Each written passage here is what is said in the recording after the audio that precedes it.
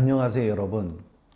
여러분들은 창세기 1장 말씀을 읽으면서 어떤 생각을 하십니까?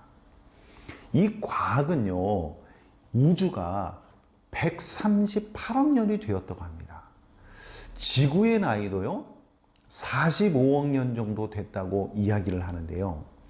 창세기 1장을 읽어보면 세상이 6일 동안 창조되었습니다. 그리고 이 우주의 나이가요, 6,000년밖에 되지를 않습니다. 심지어는요, 태양보다도 지구가 먼저 창조돼요. 셋째 날에 지구가 창조되고요, 넷째 날에 태양이 창조됩니다. 현대 과학으로는 도저히 풀 수가 없습니다. 태양이 만들어지고 지구가 만들어진 것이지, 지구가 만들어지고 태양이 만들어진 것이라고 현대 과학은 볼 수가 없기 때문입니다. 그래서 이런 현대 과학과 맞서서 이 우주는 6,000년 정도밖에 되지 않았다는 것을 과학적으로 주장하시는 분이 바로 창조과학회입니다. 그럼 우리는 이 두 가지 그 명제에 대해서 선택을 해야 하는 기로에 서 있습니다. 내가 과학을 좀 받아들이려고 하는 마음이 있다가도 창세기가 하나님의 말씀이지 않습니까? 하나님의 말씀인 성경에 6,000년 정도밖에 되지 않았다 그러는데 내가 하나님의 말씀을 제쳐놓고 어떻게 현대 과학을 받아들일 수 있냐 이거예요. 안 된다는 거죠. 하나님의 말씀인 성경에서 그렇게 말씀하시지 않기 때문입니다. 그래서 그리스도인들은 이 현대 과학을 가짜고 잘못된 거라고 버릴 수밖에 없는 상황이 있는 거예요. 여러분, 6,000년하고 138억 년은 어느 정도 차이가 나냐면요, 200만 배 정도가 차이가 납니다. 한 10배, 100배, 한 1000배 정도 차이 나면 무슨 계산하는 방법이 좀 잘못되었나? 약간 어떤 과학적인 오류가 있을 수 있나? 이렇게 우리가 받아들일 수 있지만은 200만 배가 차이 난다는 것은요, 이건 수학적으로 도저히 이 두 개의 진리가 양립할 수 없다는 상황입니다. 분명히 하나는 틀린 거예요. 138억 년이 됐다고 하는 현대 과학이 틀리든지 아니면 6,000년밖에 되지 않았다고 말씀하고 계시는 창세기 1장 말씀이 틀렸든지 둘 중에 하나는 틀린 거예요. 그러니까 우리 그리스도인들은 참 이 딜레마에서 빠져나올 수가 없는 그런 상황이 되어 있습니다. 그런데 지금 현대의 교회는 창조과학회에 있으신 분들을 이렇게 초청해서 지구는 6,000년밖에 되지 않았다, 이렇게 가르치고 사람들은 모여서 박수치고 하나님의 은혜와 창조주 하나님을 노래합니다. 그런데 여러분, 세상의 과학자들, 대부분의 성서학자와 대부분의 과학자들이 볼 때는요, 말도 안 되는 일을 지금 교회에서 하고 있다는 것입니다. 제가 이전에 삼위일체에 대해서 강의를 한 것이 있잖아요. 굉장히 중요한 강의고요. 꼭 하나님을 이해하기 위해서는 그 삼위일체에 대한 강의를 꼭 들으시는 게 좋은데요. 삼위일체를 제대로 이해하기 위해서 제일 첫 번째 해야 하는 일이 뭐냐면요, 하나님은 세 분이시다라는 것을 받아들여야 된다는 겁니다. 삼위일체의 이해의 시작은 하나님은 세 분이시다. 그런데 여러분, 하나님은 한 분이시다 이러면요, 영원히 삼위일체를 이해할 수가 없습니다. 삼위일체의 이해의 시작은 하나님은 세 분이시다, 이것으로부터 시작하는 것이 삼위일체를 이해하는 가장 큰 핵심인데요. 여러분, 우리가 진정한 창조론, 올바른 창조론, 그리고 창세기 말씀을 진짜로 우리가 받아들이고 이해할 수 있는 첫 번째 방법이 뭐냐면요, 일단은 우주가 6,000년밖에 되지 않았다, 이것부터 빨리 떠나야 합니다. 우주는 6,000년보다는 훨씬 훨씬 더 오래되었다는 것을 받아들여야 됩니다. 그리고 세상이 6일 만에 창조되었다고 창세기 1장이 기록되어 있는데요. 이 창세기 1장에 기록된 그 6일이 절대로 진짜 6일이 아니다 라는 것을 인정하는 것부터 시작을 해야 올바른 창조론으로 갈 수 있는 것입니다. 계속해서 여러분 과학은 틀렸고 창세기 1장 말씀을 그대로 문자 그대로 받아들여야 하기 때문에 나는 절대로 현대 과학을 받아들일 수가 없고 이 우주는 6,000년밖에 되지 않았어 라고 이렇게 계속 주장을 한다면은 잘못된 길로 들어서게 되는 것입니다. 마치 중세시대에 지구가 태양을 돈다 그러니까 아니다. 하늘이 도는 거지 천동설이지 지구가 세상을 도는 것이 아니다라고 주장하면서 그런 과학자들을 잡아가지고 막 화형을 시키려고 하고 실제로 죽였던 화형을 시켰던 그 기독교의 죄악사를 다시 한번 반복하게 되는 그런 중요한 기로에 서 있는 것입니다. 그러니까 여러분 올바른 창조론을 내가 알기 위해서는 뭘 해야 된다고요? 우주는 6,000년보다는 훨씬 더 오래됐고 지금처럼 138억 년이 되었을 것이다.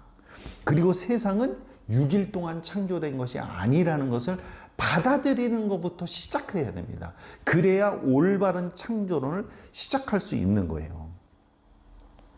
그런데 우리는 왜 창세기 1장 말씀을 그렇게 받아들이지 못할까요? 거기에는요, 하나님의 말씀인 성경을 문자 그대로 꼭 믿어야 한다는 그런 성경관을 가지고 있는 사람들이 있기 때문입니다. 이 하나님의 말씀인 성경이 하나님께서 그대로 불러주시는 대로 기록된 것이다. 그래서 우리 인간, 성경을 기록한 인간은 하나님이 불러주신 대로 그대로 쓴 것이다. 우리가 읽고 있는 이 성경책은 하늘에서 뚝 떨어진 것이다.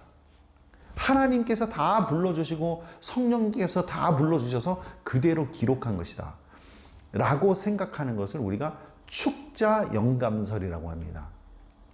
또는 기계적 영감설이라고도 합니다. 근본주의적인 시각을 가지고 있으신 분들이 성경을 이렇게 바라보게 되거든요.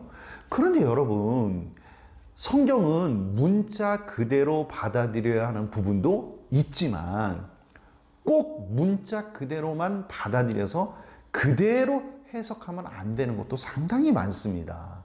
그래서 우리는 이 두 개를 잘 구별할 수 있어야겠죠. 그러니까 신학자들이 계시는 거죠. 그래서 그런 신학자들의 도움을 받아가지고 우리는 성경을 제대로 이해할 수 있는 방식을 공부하고 익혀야 된다는 것입니다. 요한계시록에 보면요, 하나님의 인을 맞은 자들이 14만 4천 명이 등장합니다. 그럼 여러분들에게 묻겠습니다. 여러분 14만 4천 명이 진짜 14만 4천 명입니까? 아니면 어떤 상징적인 숫자로 받아들여야 합니까? 당연히 여러분 상징적인 숫자로 받아들여야 되잖아요. 그런데 여러분 이단종파인 이 신천지들은 이 14만 4천만을 그대로 문자 그대로 받아들이는 거예요. 아니 그래서 당신들은 왜 이 14만 4천 명을 문자 그대로 받아들입니까?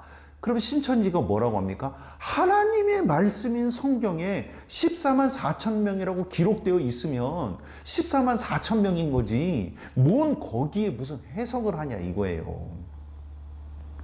하나님의 인을 받은 자들이 14만 4천 명이니까 자기들 신천지가 그 14만 4천 명이다 이렇게 주장을 하는 거예요. 그런데 여러분 우리가 성경을 제대로 이해하고 성경을 잘 알고 그리고 상식과 지성을 가지신 분들이 보면은 그게 말이 되는 소리입니까? 여러분 하나님께서 입맞은 자들이 14만 4천 명만 있게 하셨겠어요? 심지어 여러분 그렇게 구원받을 사람을 그렇게 숫자를 정해 놓으셨겠어요? 아, 이거는 하나님을 정말 잘못 이해해도 한참 잘못 이해한 것입니다. 그러니까 여러분 성경을 문자 그대로 받아들인다는 것은 굉장히 위험합니다. 신천지 같은 그런 이단 종파에 빠지는 길입니다. 성경은 해석을 해야 되고요. 성경이 기록되어져 있었던 그 시대의 문화와 그 시대의 가치관과 그 성경이 쓰여진 그 고대 그 근동 지방의 어떤 옛날 그 문서들, 그 모든 문서들, 그런 모든 것들을 다 참조해가지고 성경 말씀을 해석해야 되는 것이지, 그렇게 성경에 기록되어 있다고 해서 문자 그대로만 다 받아들인 것이 잘못되었다는 것입니다. 여러분, 여호수아가 여리고성을 정복할 때 막 모든 사람들을 다 진멸하라고 하잖아요. 그걸 그럼 우리가 문자 그대로 해석해야 합니까? 말도 안 되는 일이잖아요. 그래서 성경은 해석을 해야 되는 그런 하나님의 말씀이라는 것입니다. 그러니까 창세기 1장에 6일 동안 세상을 창조하셨잖아요. 그러니까 우리가 이 6일 동안 창조된 이 하나님의 말씀을 문자 그대로 받아들일 수는 없다는 거예요. 창세기 1장에 6일 동안 이 세상을 하나님께서 창조하십니다. 그러면 여러분, 그때의 하루하루가 진짜 24시간입니까? 아니면 우리가 해석을 해야 하는 하루입니까? 당연히 해석을 해야 되죠. 요한계시록은 묵시문학이니까 또 해석을 해야 되는 거고, 창세기 말씀은 또 역시 이 창세기가 쓰여졌던 그 고대 근동 지방에 여러 가지 그 옛날의 문서들도 봐야 되고요. 그 다음에 그 당시에 고대인의 우주관, 그리고 과학관이 그대로 다 들어있는 것입니다. 그 당시에는요, 지구가 태양을 도는 것을 몰랐어요. 그럼 성령님이 가르쳐 주셨을까요? 아니에요. 그 당시에 고대인들은 태양이 지구를 돈다고 생각했던 거예요. 그리고 당연히 그렇기 때문에 지구가 먼저 만들어져야죠. 그리고 태양이 만들어졌고 태양이 지구를 돌아야 된다고 생각했기 때문에 그 당시의 우주관이 그대로 거기에 들어있다는 것입니다. 그러니까 여러분, 이렇게 창세기의 말씀을 그런 역사적인 상황과 그 당시 사람들의 과학관, 문화적인 상황을 다 고려하지 않고 그걸 그냥 문자 그대로 받아들인다? 이건 말도 안 되는 해석이라는 것이죠. 그러면 우리는 창세기 1장 말씀을 어떻게 이해해야 하는가, 이런 문제에 우리는 처해 있습니다. 여러분, 이 창세기 말씀이 쓰여질 때는요, 이스라엘 백성이 바벨론이라는 나라에 끌려갔고 나라가 망한 상태에서 쓴 거예요. 그러니까 바벨론의 포로로 잡혀간 그 상황에서 그 창세기를 기록했던 기자가 이 창세기 1장 말씀을 기록했다라고 보는 것이 지금의 성서학자들의 연구에 의해서 밝혀진 것입니다. 그래서요, 이 창세기 말씀을 이해하기 위해서는 그 당시의 강대국이었던 이 바벨론에도 창조 서사시가 있었습니다. 에누마 엘리시라고 하는 창조 서사시가 있는데요, 그 에누마 엘리시에는 마루둑이라는 신이 등장합니다. 이 마루둑이라는 신에 의해서 이 세상이 만들어집니다. 그런데요, 기가 막힌 건 뭐냐면요, 그 바벨론의 창조설화와 이 창세기 이야기가요, 비슷한 부분이 많아요. 그래서 참 이게 놀라운 일이에요. 창세기 말씀이 독자적이고 독창적인 하나님의 말씀이라고 생각했었는데 그게 아니고 바벨론에도 그 에누마 엘리시에 이 창세기하고 비슷한 내용들이 다 기록되어 있는 거예요. 그러니 얼마나 놀랍습니까? 이 에누마 엘리시하고 창세기가 서로 영향을 주고 서로 참조를 하면서 기록을 했다는 것이 분명하다는 거예요. 내용이 비슷하니까요. 그런데요, 더 기가 막힌 게 뭔지 아십니까? 더 기가 막힌 거는 에누마 엘리시가 창세기보다 먼저 쓰였다는 거예요. 저는 신학교에서 이걸 처음 공부할 때요, 조금 난감하더라고요. 아니, 어떻게 창세기가 좀 먼저 쓰였고 에노마 엘리시가 창세기를 좀 참조해서 기록했다 그러면 뭐 그런 대로 내가 이해를 하려고 했는데 이건 거꾸로예요. 에노마 엘리시가 먼저 기록되었고요. 그것도 한 1000년에서 2000년 전에 먼저 기록되었고 그 다음에 창세기가 기록되었어요. 그러니까 창세기를 기록했던 성경 기자는요, 에노마 엘리시를 알고 있었던 거예요. 에노마 엘리시의 내용을 다 알고 있었던 기자가 그것을 참조하면서 창세기 말씀을 기록했다는 겁니다. 참 난감하지 않습니까? 그래서요, 우리는요, 이 창세기 말씀을 어떻게 우리는 이해하고 받아들여야 하는가 굉장히 중요한 그런 상황에 우리가 처해 있다는 겁니다. 그런데 이 에노마 엘리시를 보면서 창세기를 기록했던 기자는요, 이 에노마 엘리시의 내용을 보면서 이 바벨론이라는 나라에 끌려가서 포로 생활을 하고 있었던 성경 기자가 너희들에게는 너희들의 창조신인 마르둑이라는 신이 존재하지만은 그것은 가짜 신이고 우리가 믿고 있는 여호와 하나님께서 이 세상을 만드셨고 마르둑과는 전혀 다른 방법과 전혀 다른 내용으로 이 세상을 만드셨음을 성령의 영감을 받아서 기록한 말씀이 창세기라는 거예요. 그러니까 창세기 말씀은 에노마 엘리시와 대결적인 관점에서 쓰여진 거예요. 그게 아니다. 진짜 하나님, 이 세상을 진짜 만드신 그 하나님께서는 이런 식으로 이 세상을 만드셨고 너희가 믿고 있는 우리를 지배하고 우리를 속국으로 삼고 있고 우리를 완전히 억누르고 우리를 노예살이 만들고 있는 이 바벨론의 신이 진짜 신이 아니고 비록 우리가 노예를 살고 있고 나라를 빼앗긴 상황이 있지만 우리가 믿고 있는 이 하나님께서 이 세상을 만드셨다는 것을 기록했던 거예요. 그래서요, 이 에노마 엘리시와 창세기는요, 내용이 굉장히 비슷하면서도요, 창세기만의 정말 독특한 하나님의 말씀이 기록되어 있습니다. 창세기만의 독특한 이야기, 성령의 감동으로서 쓰여진 진짜 창세기, 진짜 하나님의 말씀이 이 창세기 속에는 기록되어 있습니다. 그래서 에노마 엘리시와 창세기가 어떻게 다른지 그 구체적인 내용은 이제 다음 시간에 좀 더 나누기로 하고요. 오늘은 이 에노마 엘리시가 그렇게 창세기가 에노마 엘리시를 참조해서 쓰여진 것이라는 것을 인정하는 것부터 필요합니다. 이 에노마 엘리시가요, 1800년대에 발견되거든요. 근데 그전에는 우리가 하나님의 말씀인 성경을 이해할 때요, 지구가 태양을 돌아요? 근데 여러분 아무리 창세기를 읽어봐요. 지구가 태양을 돕니까? 태양이 지구를 돕니까? 그러니까 도저히 이해가 안 가는 거예요.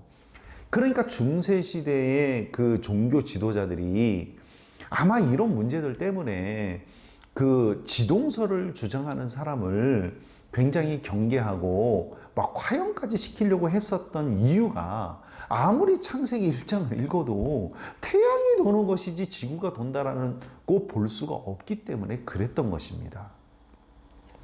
그래서 정말 이 창세기 1장 말씀을 어떻게 이해하는지 정말 난감한 상황이었는데 에노마 엘리시가 발견된 거예요. 점토판이 엄청나게 많은 내용이 적혀 있는 점토판이 발견이 돼서 저는 이렇게 생각해요. 이 점토판이 발견됨으로 인해 가지고 그전에는 정말 해석하기가 난감했던 창세기 말씀을 이제 제대로 이해할 수 있게 되었다. 오히려 에노마 엘리시가 진짜 창세기를 올바로 이해할 수 있는 그런 기회를 주었다고 생각합니다. 여러분 우리가 보통 생각할 때는 에노마 엘리시가 막 1000년, 2000년 먼저 앞서서 기록된 것이니까 그러니까 창세기가 에노마 엘리시를 막 베껴서 적은 거 아니냐 이렇게 생각해서 오히려 우리 기독교가 더 위축될 거라는 생각을 하잖아요. 오히려 성경 말씀이 더 위축될 거라고 생각하잖아요. 절대 그렇지 않다는 겁니다. 오히려 창세기 1장 말씀을 더 잘 이해할 수 있도록 이 에노마 엘리시가 발견된 게 참 다행이라고 생각해요.